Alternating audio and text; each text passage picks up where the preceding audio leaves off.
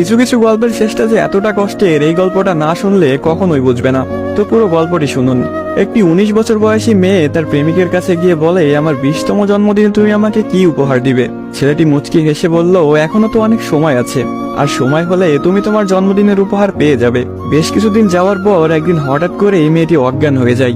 বাসার সবাই বেশ অস্থির হয়ে যায়, কিছুই বুঝে উঠতে পারছিল না কেউ কি হয়েছে মেয়েটার। তারপর সবাই মিলে তাকে হাসপাতালে নিয়ে গেল।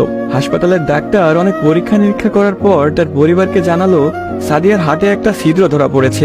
এখন যদি খুব তাড়াতাড়ি হার্ট পরিবর্তন না করা হয়, তাহলে হয়তো সাদিয়াকে আর বাঁচানো সম্ভব হবে না। সবাই এই কথাটি শুনে কান্নায় ভেঙে পড়ল। সাদিয়ার মা বাবা কিছুতেই মেনে নিতে পারছিল না। সাদিয়ার প্রেমিক সাকিব তার বিষয়ে ডাক্তারের কাছ থেকে সবকিছু শুনে বলল, এ কিছুতেই হতে দিবে না সে। তারপর সাকিব মেয়েটির রুমে গেল, দেখলো তার ভালোবাসার মানুষটি বিছানায় শুয়ে আছে। সাকিবের কাছে যেতে এই মেয়েটি বলল, সাকিব, আমি মনে হয় আর বাঁচবো না।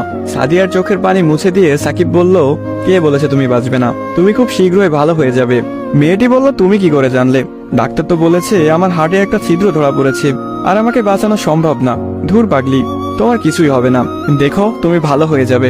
এভাবেই বেশ কিছুদিন যাওয়ার পর সাদিয়া সম্পূর্ণ সুস্থ হয়ে যায় এবং বাসায় ফিরে যায়। বাড়িতে ফিরে এসে সাকিবকে খুঁজতে থাকে, না পেয়ে সাকিবের বাড়ি চলে যায়। সাকিবের বাড়িতে কেউ নেই। অবশেষে সাকিবের ছোট বোনের দেখা পেল সাদিয়া। কিরে, তোমার ভাই কোথায়?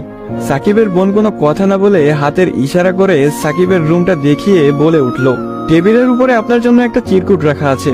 সাদিয়া কথাটি শুনে রুমে গিয়ে চিরকুট হাতে নিয়ে পড়তে শুরু করলো।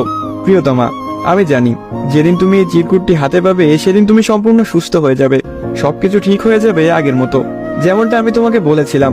আমি বলেছিলাম